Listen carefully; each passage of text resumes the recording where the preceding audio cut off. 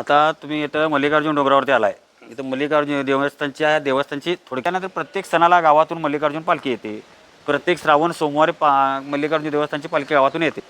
कोल्हापूरच्या अंबाबाईला किरणोत्सव येते ना, तसं इथं पण वर्षातून 2 वेळा किरणोत्सव असतो. मार्च आणि सप्टेंबरमध्ये. ಹರ ಹರ ಮಹಾದೇವ. ಇದು ಬೆಳಗಾವಿ ಜಿಲ್ಲೆಯ ನಿಪ್ಪಾಣಿ ತಾಲೂಕಿನಲ್ಲಿರುವ ಪ್ರಸಿದ್ಧ ಶ್ರೀ ಆಡಿ ಮಲ್ಲಿಕಾರ್ಜುನ ಸ್ವಾಮಿ ದೇವಸ್ಥಾನ. ಪ್ರಕೃತಿಯ ಮಧ್ಯೆ ಗುಡ್ಡದ ಮೇಲಿರುವ ಈ ದಿವ್ಯ ಕ್ಷೇತ್ರ ಭಕ್ತರ ಮನಸ್ಸಿಗೆ ಶಾಂತಿ ನೀಡುವ ಪುಣ್ಯಕ್ಷೇತ್ರವಾಗಿದೆ. ಈ ಪವಿತ್ರ ಕ್ಷೇತ್ರಕ್ಕೆ ಹೋಗುವ ದಾರಿಯೇ ಭಕ್ತಿ ಭಾವವನ್ನು ಹೆಚ್ಚಿಸುತ್ತದೆ. ಮುಖ್ಯ ರಸ್ತೆಯಿಂದ ನಿಧಾನವಾಗಿ ಗುಡ್ಡದ ಮೇಲಕ್ಕೆ ಸಾಗುವ ಈ ಪ್ರಯಾಣ ಶಿವನ ಸನ್ನಿಧಿಯ ಕಡೆಗೆ ಕರೆದೊಯ್ಯುವ ದಿವ್ಯ ಅನುಭವಂತಿರುತ್ತದೆ. ಹಸಿರು ಪ್ರಕೃತಿ, ಮೌನಮಯ ವಾತಾವರಣ ಮತ್ತು ದೇವರ ನಾಮಸ್ಮರಣೆ ನಡುವೆ ಭಕ್ತರು ಈ ಕ್ಷೇತ್ರಕ್ಕೆ ಆಗಮಿಸುತ್ತಾರೆ. ಗುಡ್ಡದ ಮೇಲಿರುವ ದೇವಸ್ಥಾನದ ಭವ್ಯ ಪ್ರವೇಶ ದ್ವಾರ, ದಿವ್ಯ ಶಿಖರ ಹಾಗೂ ಸುಂದರ ಒಳಾಂಗಣ ನೋಡುತ್ತಿದ್ದಂತೆಯೇ ಮನಸ್ಸು ಭಕ್ತಿಯಿಂದ ತುಂಬುತ್ತದೆ. ಪುರಾಣ ಪ್ರಕಾರ ಶ್ರೀಶೈಲ ಕ್ಷೇತ್ರಕ್ಕೆ ಭೇಟಿ ನೀಡಿದಷ್ಟು ಪುಣ್ಯ ಇಲ್ಲಿ ದರ್ಶನ ಮಾಡಿದರೂ ದೊರೆಯುತ್ತದೆ ಎಂದು ಹಿರಿಯರು ಹೇಳಿಕೊಂಡು ಬಂದಿದ್ದಾರೆ. ಸಾಕ್ಷಾತ್ ಶ್ರೀಶೈಲ ಮಲ್ಲಿಕಾರ್ಜುನ ಸ್ವಾಮಿಯೇ ಭಕ್ತರ ಕರೆಗೆ ಓಗೊಟ್ಟು ಇಲ್ಲಿ ನೆಲೆಸಿದ್ದಾರೆ ಎಂಬ ನಂಬಿಕೆ ಇದೆ. ಪ್ರತಿದಿನ ಇಲ್ಲಿ ನಡೆಯುವ ಅಭಿಷೇಕ, ಪೂಜೆ ಮತ್ತು ಮಹಾಮಂಗಳಾರತಿ ನೋಡಲು ದೂರದಿಂದ ಭಕ್ತರು ಆಗಮಿಸುತ್ತಾರೆ. ಈಗ ನಡೆಯುತ್ತಿರುವ ಈ ಪವಿತ್ರ ಕ್ಷೇತ್ರ ಅಭಿಷೇಕದ ದೃಶ್ಯ ಭಕ್ತರ ಮನಸ್ಸಿಗೆ ದೈವಿಕ ಅನುಭವ ನೀಡುತ್ತದೆ. ಈ ದೇವಸ್ಥಾನದ ಇತಿಹಾಸ ಹಾಗೂ ಮಹಿಮೆ ಕುರಿತು ತಿಳಿಸಲು ಇಂದು ನಮ್ಮೊಂದಿಗಿದ್ದಾರೆ ಶ್ರೀ ಆಡಿ ಮಲ್ಲಿಕಾರ್ಜುನ ಸ್ವಾಮಿ ದೇವಸ್ಥಾನ ಹಾಗೂ ಭ್ರಮರಾಂಬಿಕಾ ದೇವಸ್ಥಾನದ ಅರ್ಚಕರಾದ ಶ್ರೀ ಕುಮಾರ್ ಶಾಸ್ತ್ರಿ ಹಿರೇಮಠ್ ಅವರು ಮತ್ತು ಸುನಿಲ್ ಗೌರವ್ ಅವರು. ಇವರು ಈ ಪವಿತ್ರ ಕ್ಷೇತ್ರದ ಇತಿಹಾಸ, ಮಹಿಮೆ ಹಾಗೂ ಇಲ್ಲಿನ ವಿಶೇಷಗಳ ಕುರಿತು ಭಕ್ತರಿಗೆ ತಿಳಿಸಲಿದ್ದಾರೆ.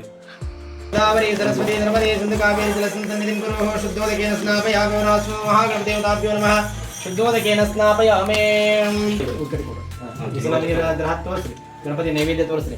ಓಂ ನೈವೇದ್ಯಂ ಜಡದೋಪೇತಂ ನಾನಾಭಕ್ಷಂ ದಕ್ಷಂ ನೈವೇದ್ಯಂ ಪ್ರತಿಕೃತಂ ಪ್ರಾಣಾಯಪನಾವ್ಯಾನವದ ಸಮಾನ ಬ್ರಹ್ಮಣಿ ಸ್ವಂ ಭೂರ್ಭಸ್ವ ಶ್ರೀಮನ್ಮಹಾಗಣಪತಿ ನೈವೇದ್ಯಂ ನೈವೇದ್ಯಾಚಾರ್ಯಂ ಸ್ವ ಓಂ ಭೂರ್ಭವಸ್ವ. ಸುಪ್ರೀತೋ ಸುಪ್ರಸನ್ನೋ ವರದೋ ಭವತು. ಓಂ ಶ್ರೀಮನ್ಮಹಾಗಣಪತಿ.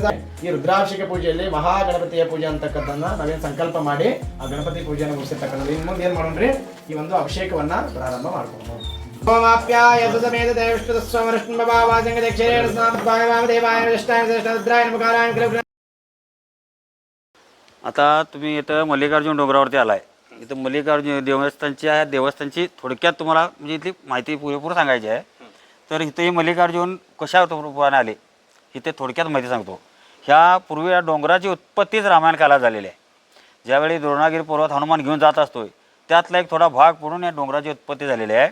ह्या डोंगराला पूर्वी संजीवनीगिरी म्हणून नाव होतं. संजीवनीगिरी चालत जायत होते पूर्वी. ते तरुण होते तोपर्यंत चालत गेले. त्यांचं वय झाल्यानंतर त्यांना चालायला जमेना.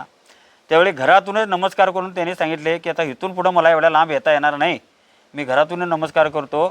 त्यावेळी मल्लिकार्जुन रात्री त्यांच्या स्वप्नात येऊन सांगितले, तो आता एवढ्या लांब येऊ नको, तुझ्या गावाशेजारी जो आडीचा डोंगर आहे त्या डोंगरामध्ये मी येतो आणि इथं येऊन माझं दर्शन घे, म्हणजे तू श्रीशैलला आल्यागत आहे. म्हणजे श्रीशैल मल्लिकार्जुन एका भक्ताला दर्शन देण्यासाठी इथं स्वयंरूपात प्रगट झालेले आहेत. लखनापूरच्या पाटलांपायी इथं म्हणजे स्वयंरूपात प्रगट झालेले आहेत. आणि प्रगट होते वेळी कसं आता 2 स्वरूपात झालेले आहेत. इथं तर आत तुम्ही बघितलं तर 2 पिंडे आहेत. 2 कसं आहेत, शिव आणि शक्ती असं 2 स्वरूपात प्रगट झालेले आहेत. म्हणजे अर्धनटेश्वर असते ना तशा स्वरूपात 2 पिंडे इथं प्रगट झालेले आहेत. त्या देवाचं नावच काय, मल्लिकार्जुन. मल्लिका म्हणजे पार्वती आणि अर्जुन म्हणजे शंकर. शंकर पार्वतीचं स्वयंरूपातलं स्थान आहे. तुम्हाला बाहेर कुठे बघायला मिळणार नाही. इथं एवढंच एका ठिकाणी 2 स्वयंभू शिवलिंग आहेत. मग ज्यावेळी त्या पाटलांच्या स्वप्नात येऊन सांगितले त्यावेळी ते पाटील इथं आले. त्यावेळी डोंगर पूर्ण जंगल होतं. त्यावेळी या डोंगरात कोणी लोक येत नव्हते.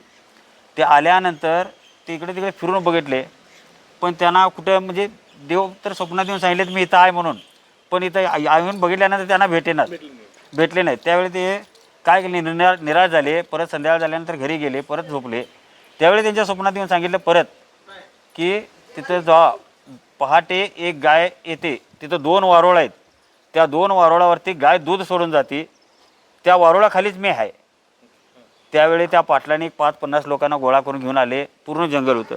झाडावरने असं चढून बसून प्रत्येकजण बघितले तर त्या पाटलांना एक गाय अशी येतेली दिसली. येऊन 2 वारुळ होते, त्या वारुळावरती गाय दूध सोडून गेली. ते वारुळ पूर्ण काढल्यानंतर त्यांना इथं शिव आणि शक्ती असं 2 स्वरूपात 2 शिवलिंग मिळाले. इथं स्वयंभू 2 शिवलिंग आहेत. परत याची इथं श्रावणमध्ये मोठा उत्सव असतो. श्रावणमध्ये 1 महिना इथं मोठा उत्सव असतोय. रोज 11,000 बेलाच्या पानाची पूजा असते. बेलपत्री 11,000 बेलाच्या पानाची पूजा असते. ते ठराविक मानकरी आहेत, 40-50 लोक आहेत. ते रोज सकाळी येतात. तिने एक माणूस ठेवलेला असतो बेल आणण्यासाठी. ते बेल घेऊन येतोय 7ला.